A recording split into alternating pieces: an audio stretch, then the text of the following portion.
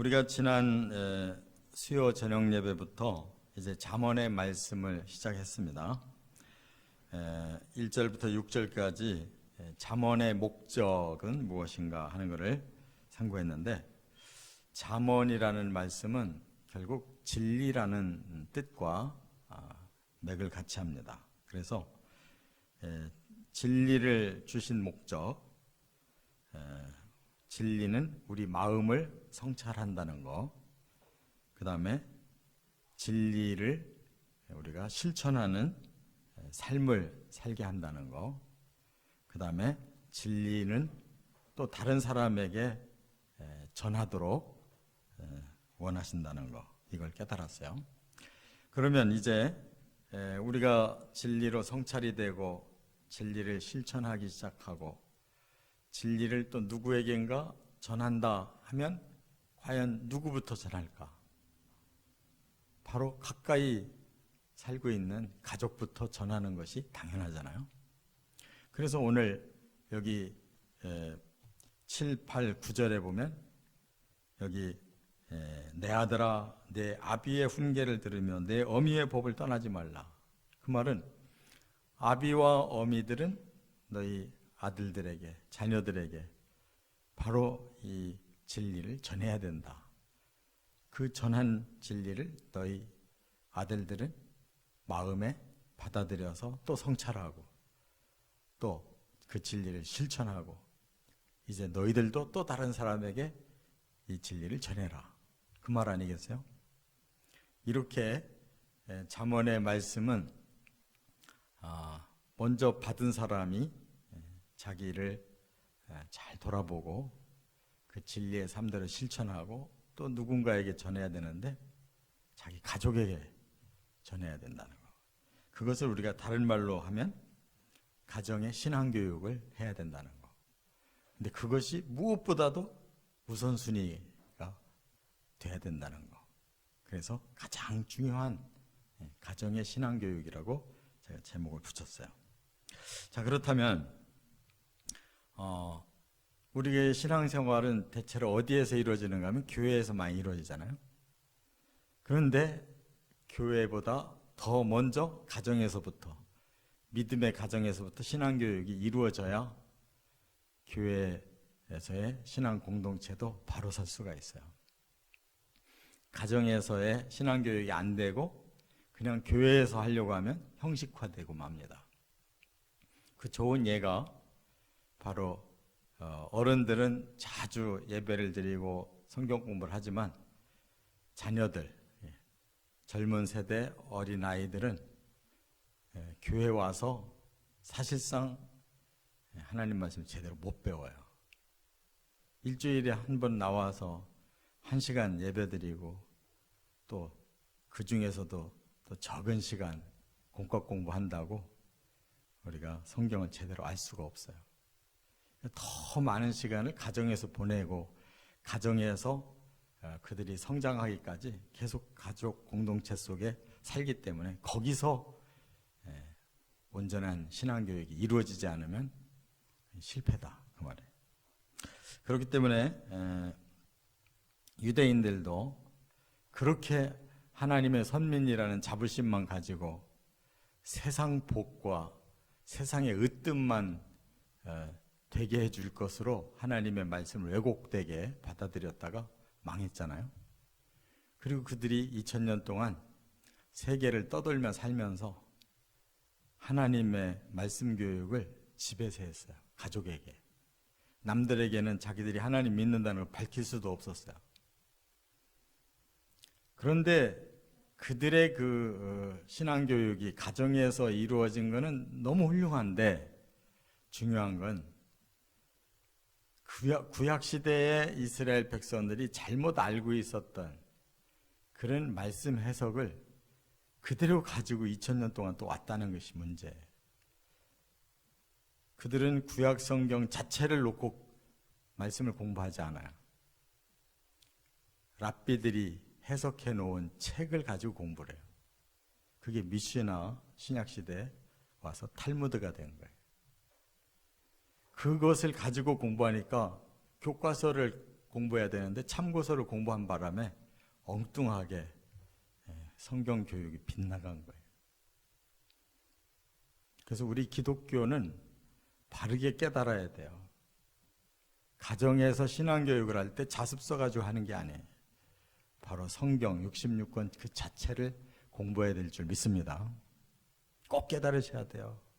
엉뚱한 자습서 필요 없어요. 자꾸 세상 지식을 가르치고 세상에 초점 맞추는 성경 공부 필요 없어요. 정말 하나님의 말씀 그 자체를 무엇을 말씀하고 있는가를 깨닫고 그 진리를 붙들어야지 다른 지식 필요가 없어요. 그래서 가정에서 예배가 시작되고 그 말씀을 알려주고 그리고 기도하면서 성령이 임재해서 바로 그 깨달음이 가정의 삶 속에서 실천되기 시작하는 이러한 진짜 지혜가 임해야 그 가정의 신앙이 살고 그 영혼들이 살아날 수가 있는 것이다. 그 말이에요. 그래서 오늘 세 가지로 이 가정의 신앙교육 뭐가 중요하냐 세 가지로 말씀 나눕니다. 첫째, 7절에 보면 신앙교육의 핵심이 뭐냐를 깨닫게 하셨어요. 신앙교육은 열심히 하는데 핵심을 몰라요. 7절 한번 같이 읽어보겠습니다. 여호와를 경외하는 것이 지식의 근본이거늘 미련한 자는 지혜와 훈계를 멸시하느니라. 우리가 왜 성경을 공부해야 되느냐면 하나님을 알고 하나님 경외하기 위해서 성경을 공부하는 거예요. 근데 우리는 목적이 달라요. 이 성경을 잘 알아가지고 내가 복받고 내 자식도 복받고 뭔가 다른 사람보다 더 탁월한 삶을 살아야 되겠다. 목적을 자기에게 둬요. 그게 아니에요. 그는 근본을 모르는 거예요. 우리는 하나님을 알아야 모든 근본을 알게 돼 있어요. 하나님이 창조주시기 때문에 하나님이 우리를 만들어서 이 땅에 보내실 때 목적이 우리들에게 주어져 있어요. 근데 거꾸로 우리가 주체가 돼가지고 나의 목적이 뭐냐 자꾸 자기 목적을 성경에서 뭔가를 터득해서 그걸 활용하려고 하니까 성경 공부가 제대로 안 되는 거예요. 성경을 열면 하나님을 알게 되고 그 하나님 뜻이 뭔가를 알게 되고 거기에 나를 어떻게 하나님께 드려야 되는가를 깨닫는 게 성경 공부인 거예요. 그래서 여호와를 어떤 대상으로 알아야 되느냐? 내가 경외해야 될 대상이다. 이 경외라는 이 말이 바로 하나님만을 높인다는 거예요. 하나님 외에는 높일 존재가 없어요. 우리의 높일 대상은 오직 하나님뿐이라는 거예요. 이것이 성경 공부예요. 자녀들에게 자꾸 엉뚱한 지혜를 가르치지 말고 하나님을 잘 경외하라. 그러면 모든 문제는 바로 하나님께서 해결해 주시는 것이 신앙생활이 되는 거예요. 할렐루야. 이게 우리가 그렇게 알고 싶은 지식의 바로 근본이에요. 하나님을 아는 것이 모든 지식을 아는 것보다 우선돼야 된다는 거예요. 여기에서 지식이라고 하는 이 단어는 바로 우리가 생각하는 그런 얄팍한 그런 지식이 아니에요. 모든 이치를 말하는 거예요. 하나님을 알아야 모든 이치를 제대로 알게 되는 거예요. 이 비슷한 구절이 잠언 9장 10절에도 나오는데 여호와를 경외하는 것이 지혜의 근본이요 그랬어요. 지식과 지혜는 달라요. 이 지혜는 바로 우리들이 하나님을 경외함으로써 실질적으로 우리들에게 터득되어지는 능력을 말해요. 그러면 그건 바로 우리들에게 열매로 오는 거예요. 여기서 지식은 이 세상을 보는 이치를 말하는 거예요. 지혜는 나에게 직접 그것이 응용돼 가지고 내 삶의 열매를 맺어지는 거예요.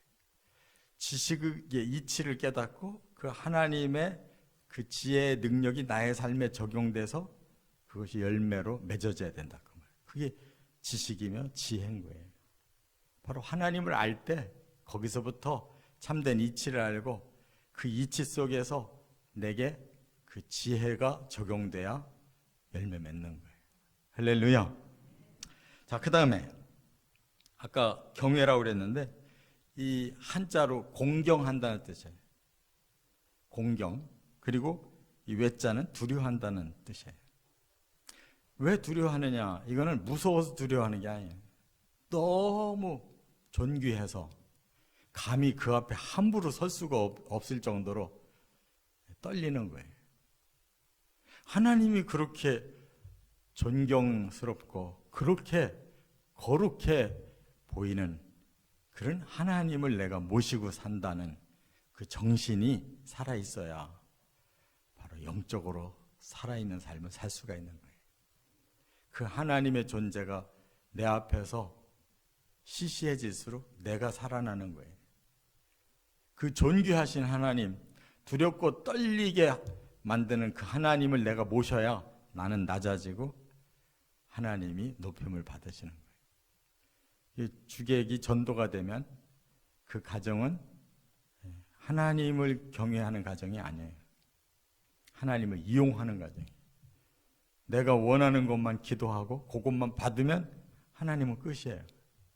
그런 식으로 살으니까 하나님이 경외를 받지를 못하시고 우리가 늘 주체가 돼서 그 부족한 지혜와 지식 가지고 자기가 활용해서 살아서 하나님께 필요하면 그것만 구하고 그리고 자기가 잘 됐다 싶으면 그냥 양념으로 하나님께 감사하고 영광 돌리고 헌금하면 끝나고 아무리 열심히 평생을 해도 그것으로는 열매가 맺혀지는 것이 아니에요.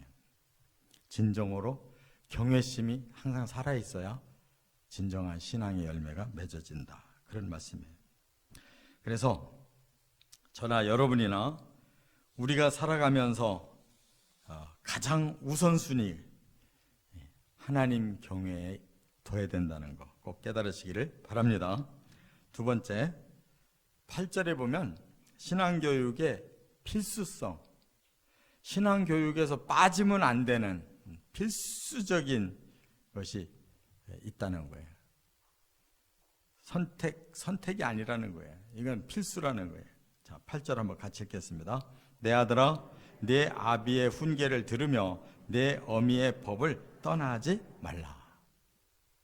자, 앞에서 우리가 지식의 근본이고 지혜의 근본이라고 하는데 우리는 지식도 관심이 많고 지혜도 관심이 많아요.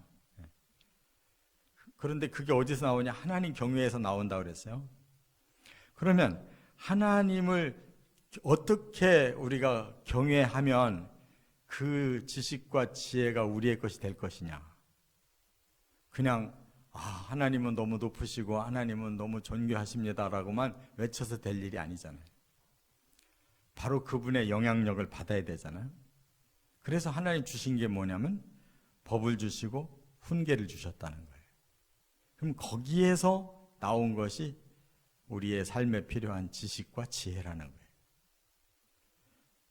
내 아들아, 내 아비의 훈계를 들으면 내 어미의 법을 떠나지 마라 그랬는데 아비의 훈계와 어미의 법이라는 것은 하나님이 아비를 통해서 주신 훈계, 하나님이 어미를 통해서 주신 법이라는 뜻이에요. 그 말은 뭐냐면 먼저 부모가 그 하나님의 훈계와 하나님의 법을 제대로 알고 실천하면서 자식에게 그거를 전수해 줘야 된다는 뜻이에요. 자기는 안 하고 자식에게만 법을 알려주고 가르쳐서 되겠냐고요.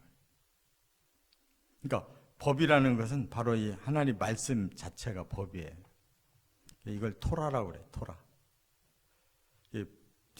앞에 구약에 보면 이걸 율법이라고 그래요. 율법. 하나님의 법이에요. 하나님이 우리에게 주신 매뉴얼. 어미들아, 자식에게 이 법을 가르쳐주라는 거예요. 하나님의 그 명령이 뭔가를 알아야 돼요. 근데 그것을 그냥 우리가 뜻이 뭔지도 모르고 받아들일 수가 없으니까 아비들아 훈계해라 그랬어요. 그 법이 우리들에게 어떤 뜻인지를 가르쳐 줘야 된다는 거예요. 그러니까 어머니가 바로 하나님 말씀을 자꾸 들려주고 아버지가 그 말씀의 뜻이 뭐라는 걸 자꾸 깨우쳐줘서 그 부모의 그 가르침과 그 부모의 삶을 보고 그 자식들이 그것을 터득해야 된다는 거예요. 그들의 삶의 터득이 돼야 된다. 그러면 바로 거기에서 하나님의 경외심이 제대로 나오고 하나님이 주시는 세상 이치를 깨닫는 지식과 그들의 삶의 열매를 맺는 지혜를 주시는 것이다. 그 말이에요. 할렐루야. 근데 우리가 단순히 이 말씀을 이론으로만 배우는 게 아니고 이 말씀은 하나님의 말씀이기 때문에 영적인 깨달음과 영적인 변화가 일어나는 거예요. 하나님의 말씀을 들려주고 하나님의 말씀을 깨우쳐주면 거기에는 영적인 감동이 들어와요. 성령이 함께 해주시는 거예요. 그렇기 때문에 세상 지식은 아무리 배워도 머리로만 담겨 있지만 하나님의 말씀은 조금만 배워도 가슴으로 담아요. 영이 깨우쳐 주시기 때문에 그런 거예요. 디모데 3장 16절에 디모데 후서 3장 16절에 모든 성경은 그랬어요. 모든 성경이 뭐야? 창세기부터 계시록까지는 다 하나님의 감동으로 된 것이다. 하나님의 성령의 그 감동에 의로 쓰여진 것이다 말이에요. 우리가 성령을 받고 성령의 깨우침을 통해 창세기부터 계시록까지 깨달아야지 그 말씀을 제대로 알고 우리의 가슴이 성령의 감동으로 충만해진다 그 말이에요. 그래서 교훈도 책망도 바르게 함도 의로 교육하기에 유익하다. 그래서 세상 지식은 이런 말이 없어요. 그러나 성경은 우리가 읽고 성령이 깨우침을 주셔서 우리의 마음속에 그 깨달음이 나타나면 교훈이 돼요. 그 말씀의 뜻을 깨닫고 교훈이 되고 책망이 돼요. 아, 내가 뭐가 잘못됐구나라는 걸 깨닫고 또 바르게 함과 우리 자신을 올바르게 바꿀 수가 있고 의롭게 한다. 그래서 결국 불의했던 일을 다 쳐내고 의의 길을 가게 만든다는 거예요. 이 사람이 서서히 변화되어 간단 말이에요. 이는 하나님의 사람으로 온전하게 하며 결국 그 사람이 어떻게 성숙해지느냐? 하나님 사람으로 성숙해지는 거예요. 세상 사람으로 성숙해지는 게 아니에요. 그리고 모든 선한 일을 행할 능력을 갖추게 하려 함이라. 우리가 열매를 뭘 맺느냐? 선한 열매 맺는 거예요. 자기만 똑똑해져서 자기만 유익한 걸 거두고 남이 어떻게 되든지 이런 세상적인 방법이 아니에요. 다른 사람에게도 선을 행하면서 자기에게도 유익이 되는 이러한 선한 영향력을 끼치는 그런 사람으로 만들어져 가는 것이다. 그 말이에요. 히브리서 4장 12절에도 그랬어요. 하나님의 말씀은 살아있다. 활력이 있다. 좌우의 날선 어떤 검보다도 더 예리하다. 살아있는 말씀, 활력이 있는 말씀, 예리한 말씀이 어떤 일을 하느냐? 결국 우리의 혼도 영도 관절과 골수를 찔러 쪼개기까지 한다. 우리의 몸까지도 다 스캔하고 다 치료하고 다 바꿀 수 있다는 거예요. 영과 혼과 몸을 다 만져줄 수가 있다는 거예요. 하나님 말씀은. 왜? 살아있고 활력이 있고 예리하기 때문에 뭐든지 우리의 영혼 몸을 다 수술할 수 있다. 할렐루야. 그래서 우리의 마음의 생각과 뜻을 판단한다. 우리의 사고, 우리의 가치관까지도 다 하나님 만들어 주실 수 있다는 거예요. 성경이 우리를 지배해야 우리가 하나님 사람이지. 하나님 말씀이 우리를 지배하지 못하면 그 사람 아직 변하지 않은 거예요. 말씀 앞에 꼬꾸라져야 되고 말씀 앞에 무릎을 꿇고 말씀 앞에서 회개할 줄 알고 말씀대로 갈 줄 알아야지 그 사람이 하나님의 사람이. 이게 안 됐다면 성경 교육이 안 된 거예요. 여전히 자기 중심으로 산다면 그는 하나님 사람이 아니에요. 디모데전서 4장 7절에 이렇게 말씀했어요. 망령되고 허탄한 신화를 버리고 경건에 이르도록 내 자신을 연단하라. 우리가 지식적인 신앙생활이 필요하지만 그것보다 더 중요한 건 경건한 삶이 더 필요한 거예요. 경건이라는 게 뭐예요? 하나님 앞에서 공경하고 나의 정성을 다 쏟아서 하나님께 드리는 걸 보고 경건이라고 그래요. 이게 원어는 유세베이아라고 그러는데 유라는 말은 좋다는 뜻이에요. 세베이아는 세보마이라는 말인데 이거는 예배 드린다는 거예요. 좋은 예배를 드린다. 경건한 사람은 하나님 앞에 최상의 예배를 드린다는 거예요. 예배가 뭐예요? 하나님께 경배하는 게 예배잖아요. 우리가 지금 코로나 시대여서 지금도 저 동영상 가지고 지금 이 설교 듣고 있는 분들이 많이 계실 텐데 참 예배가 됩니까? 그냥 듣고 보고 또 자유롭게 하나님에 대한 의식을 별로 하지 않잖아요. 자신이 주체가 돼서 보기 때문에 그래요. 예배는 바로 이곳에 하나님이 임재하셔서 우리들의 그 공경을 받으시고 우리들의 마음을 쏟아서 하나님께 귀 기울임을 하나님의 그 현존함을 느끼면서 드리는 것이 예배예요. 그렇기 때문에 망령되고 허탄한 신화를 버려라. 왜 예수 믿는 사람들을 보고 망령되고 허탄한 신화를 버리라고 했느냐? 우리들에게 그게 너무 많은 거예요. 세상에 망령된 사상이 그대로 가지고 있고 허탄한 신화적인 사상이 너무 많은 거예요. 우리 신자들이. 그걸 빼내야 되는 거예요. 빼내고 우리의 마음이 진정으로 하나님을 높이고 하나님 앞에서 정말 두려워하는 마음으로 설 수 있는 예배의 정신이 살아나도록 해야 된다는 거예요. 거기까지 가지 않으면 신앙교육 안 된 거예요. 끝으로 세 번째, 이제 9절로 넘어가면 신앙교육의 가치가 뭐냐 그러면 신앙교육에서 어떤 가치를 우리가 얻으려고 하는 것이냐. 9절 같이 읽습니다. 이는 내 머리에 아름다운 관이요 내 목에 금사슬이니라. 이게 비유법인데 우리는 가장 영광스러운 모습을 겉에서 어떻게 치장합니까? 제일 높고 영광스러운 사람에게 관을 씌우잖아요.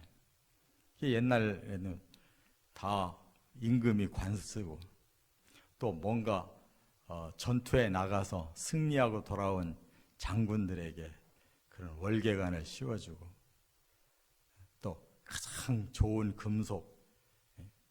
금으로 만들어서 치장을 해주고 그러잖아요. 그게 가장 영광스러운 모습이에요. 우리가 신앙교육을 통해 진짜 얻는 영광이 뭐냐? 그거예요. 우리가 머리에 아름다운 관을 쓰듯이 우리는 영적인 관을 쓰는 거예요. 영적인 관. 그러면 하나님이 우리에게 씌워주는 영적인 관이 뭐냐? 성경을 제가 찾아보니까 고린도전서 9장 25절에 이렇게 말씀했어요. 이기기를 다투는 자마다 모든 일에 절제하나니 그들은 썩을 승리자의 관을 얻는다 그랬어요. 그 말은 뭐냐면 이 경기장, 이 사도 바울 시대에도 경기장에서 사람들이 서로 경주도 하고 검투사들이 싸우기도 하고 해서 이긴 자에게 그 월계관을 씌우는 걸 본 거예요. 근데 그때는 막 사람들이 박수치고 환호를 올렸지만 그 관은 그날만 영광스러워 보이는 거지. 며칠 있으면 다 시들어 버리는 거예요. 그런데 그리스도인들에게는 그런 정도의 관이 아니다. 그 뒤에 뭐라고 그랬냐면 우리는 썩지 아니할 것을 얻고자 하노라. 영원히 영광스러운 관을 얻고자 하는 것이다.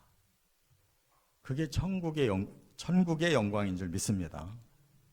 하루 이틀 화려했다가 그 뒤에 사라지는 그런 세상의 영광이 아니다.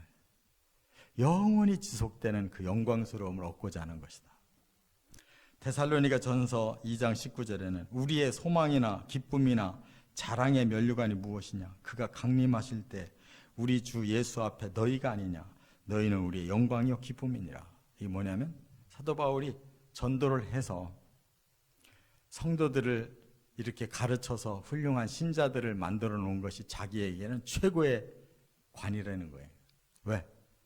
천국 가면 바로 바울에 의해서 예수 믿은 사람들이 즐비할 때 하나님이 얼마나 기뻐하시겠느냐, 하나님이 얼마나 자랑스러워 하시겠느냐, 그것이 바로 나의 관이다. 그러니까 우리가 예수 믿게 한 그 사람들에 의해서 그 나라에서 하나님께 자랑의 면류관이 되고 기쁨의 면류관이 되고 영광의 면류관이 되는 거예요. 그렇지 않으면 하나도 없다. 부끄러운 것이에요. 누군가 나를 전도해서 내가 이렇게 구원받았는데 나는 구원받고 내가 또 누군가를 구원시키지 못했다면 빚진 자예요. 빚만 지고 천국 가가지고 부끄럽지 않냐 말이에요. 그게 무슨 관이 있겠어요. 진정으로 내가 구원받은 것이 영광스럽다면 바로 또 다른 사람에게 그걸 나눌 수 있어야 영광스럽고, 그걸 나눌 수 있어야 기쁨이고, 그걸 나눌 수 있어야 자랑스러움이 남는 거지. 디모데 후서 4장 8절에는 그랬어요. 이제 후로는 나를 위하여 의의 면류관이 예비되었으므로 주 곧 의로우신 재판장이 그날에 내게 주실 것이며 내게만 아니라 주의 나타나심을 사모하는 모든 자에게 되리라. 바울은 나는 하나님의 나라에 가면 반드시 의의 면류관을 쓸 거다. 그 의의 면류관 못 쓰면 천국 못 들어가는 거예요.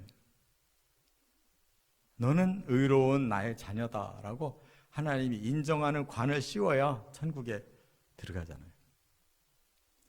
우리가 의를 위해서 얼만큼 투쟁을 해봤느냐, 의롭게 살으려고 얼마나 우리가 영적으로 열심을 냈느냐, 그게 그 나라의 최고의 관이에요. 면류관이에요. 너는 의로운 자다 라고 하나님이 이 영적 의의 관을 씌워서 우리를 들여보내셔야 진짜로 관을 쓰는 사람들이에요. 야고보서 1장 12절 시험을 참는 자는 복이 있나니 이는 시련을 견디어낸 자에게 주께서 자기를 사랑하는 자들에게 약속하신 생명의 면류관을 얻을 것이기 때문이라. 우리가 정말 하나님 나라의 그 생명을 얻기 위해 얼마나 시련을 이겼느냐, 얼마나 시험을 참았느냐, 얼마나 그 생명을 얻기를 갈망했느냐, 드디어 그 생명을 얻어야 그게 관이 되는 거예요. 베드로전서 5장 4절 직분자들에게 목자장이 나타나실 때 시들지 아니하는 영광의 관을 얻으리라. 네가 얼마나 많은 사람을 진리대로 인도했느냐, 얼마나 목자의 역할을 잘했느냐, 그러면 그들에 의해서 너는 영광의 면류관을 쓰는 것이다. 이게 사역의 관인 거예요. 마지막으로 계시록 3장 11절에 내가 속히 오리니 네가 가진 것을 굳게 잡아 아무도 내 면류관을 빼앗기지 못하게 하라. 이 모든 많은 면류관이 있는데 그것을 빼앗길 수도 있다는 거예요. 굳게 잡아라.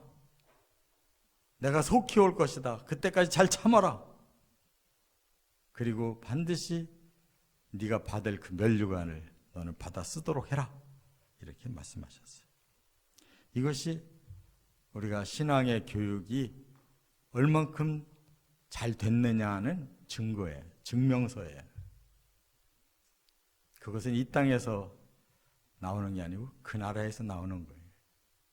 이 땅에서는 신앙교육을 제대로 하기 위해서 우리가 고난도 있고 세상 것을 마음껏 누리지 못하고 뭔가 절제하고 하나님께 영광 돌리기 위해 우리가 더 낮아지고 비우고 많은 것을 참아가면서 살았지만 그것이 이제 우리들에게 주님이 오시는 날에는 오히려 반대로 영광스러움에 관이 씌워지는 그런 결과가 된다, 이렇게 말씀했어요.